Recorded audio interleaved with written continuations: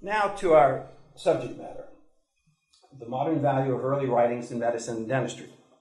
I'm going to have a few bullet points that I'm going to illustrate from my own experience and also from experience of others, that I think that all of you, whether student or faculty or just interested party, can find new excitement in an experience to come up here to the 5th floor of the HSL library during your lunch break or spare time, make sure your hands are clean, and go to the special collections room and pull out a book that's older than your great-great-great-great-great-grandmother would be, and start leafing through. And number one, to find clues recorded long before the genetics revolution about abnormal conditions that we would know now as familial, that are thus heritable. A good friend of mine who's a fairly renowned researcher in Boston, he's a member of the National Academy of Sciences. When I see Jonathan now and then, we talk about old books. He gets most of his ideas. He's a molecular biologist. He gets most of his ideas from old books, old writings. For example, he is one of the ones who 20 years ago came up with the sense that IHSS, cardiac condition known as idiopathic hypertrophic subaortic stenosis, is familial, and he actually found gene loci for it. Now, why did he go after this with a big passion? Because in 18th century books, he saw several instances of families, dissections of the heart of family members with enlarged heart muscle, with restricted flow through the chambers of the heart. And these were described in very matter-of-fact terms in the same way that eye color would be described or fat fingers would be described, without any clue or interest into the familial nature or the importance of familial nature. And Jonathan used these descriptions as sort of the inspiration to pursue IHSS, this idiopathic condition, as a familial and genetic one. And he did find the gene that is associated with the sarcomere mutation and reduced contractility of cardiac muscle that produces this cardiomyopathy, this enlarged heart condition that could lead to sudden death. Well, in the same sense, in my world of observing teeth, we have a condition called tooth transposition. It's an extreme form of ectopic eruption of teeth. In this case, the canine, labeled C, should be coming into the dental arcade where the deciduous or baby canine is, labeled deciduous C. But instead, it comes in between, much further back, between the first and second premolar. And if we look on X-ray, the root's back there too. It's not just leaning back. And it's a very odd condition. It occurs 1 in 300 people. And when we see it, we step back and say, what are we going to do? And then we do what we do to straighten the teeth, get rid of the baby canine. And usually when this condition is seen, the practitioner says this is odd enough to be published. And there are a host of individual case reports for this condition. No one ever got the idea or the notion that, hey, maybe there's something more than just coincidence or chance causing it.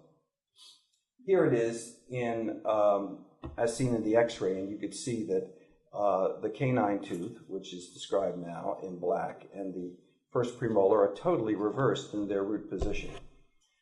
Well, I studied a book about 20 years ago at the Harvard Library. I now own it, or did own it before I gave it to the UNC Health Sciences Library, because I really wanted this book, because it changed my life intellectually, by Edmond-Marie Mille. Mille is French for honey. He was a honey of a dentist.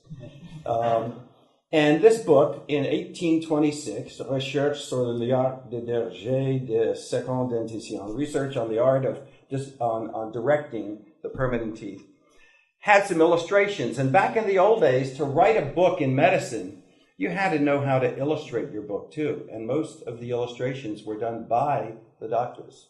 So you really had to be an artist, not only in your craft, but in describing what you see.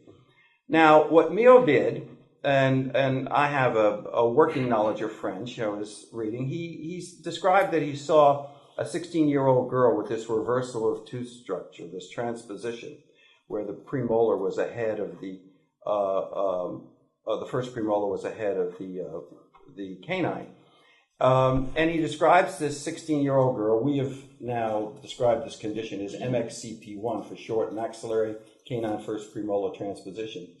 And then a paragraph or two later, he says that later he saw this girl's father, and the father had the same condition.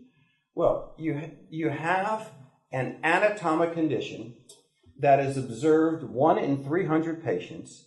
What are the chances that this is just a chance occurrence that a father and daughter would have the same rare condition?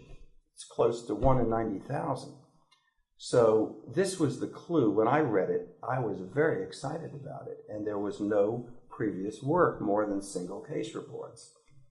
This, by the way, is a different kind of transposition, which he describes he observed while he was in a bar in the mouth of a bartender, which also gave me impetus to do research outside. There are lots of things you can learn from early medical research.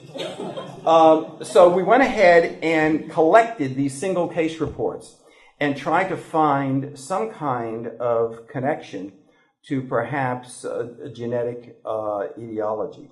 Even it's on a simple Mendelian basis. The fact that toothagenesis, which is a proven genetic causation, absent teeth, occurred in 26% of these published cases. Bilateralism, the idea of occurring on both sides, both canines, occurred in 27%. There was anecdotal familial evidence in 11%. The fact that the sex ratio was biased to one side. These all pointed to a genetic etiology. So we were compelled and excited to collect our own sample, which we did from about 50 different practices because we see this so rarely. But every practitioner remembers, we all remember the transposition cases that we've treated. And in our own sample, the first multi-case sample that was ever put together on this, we found indeed a high frequency, a remarkably high frequency of associated toothagenesis, conical maxillary lateral incisors, that's a condition also known to be genetic, bilateralism, and an even higher sex ratio, all pointing to genetic etiology, that MXCP1 transposition is a disturbance of tooth order and eruptive position resulting from genetic influences in a multifactorial inheritance model. Well, I owe all of this to Edmé Mio and his 1826 writing, not to current literature. And this now is the standard. Anyone writing about this was published in 1993, and anyone writing about it now is writing about it as a genetically moderated anomaly.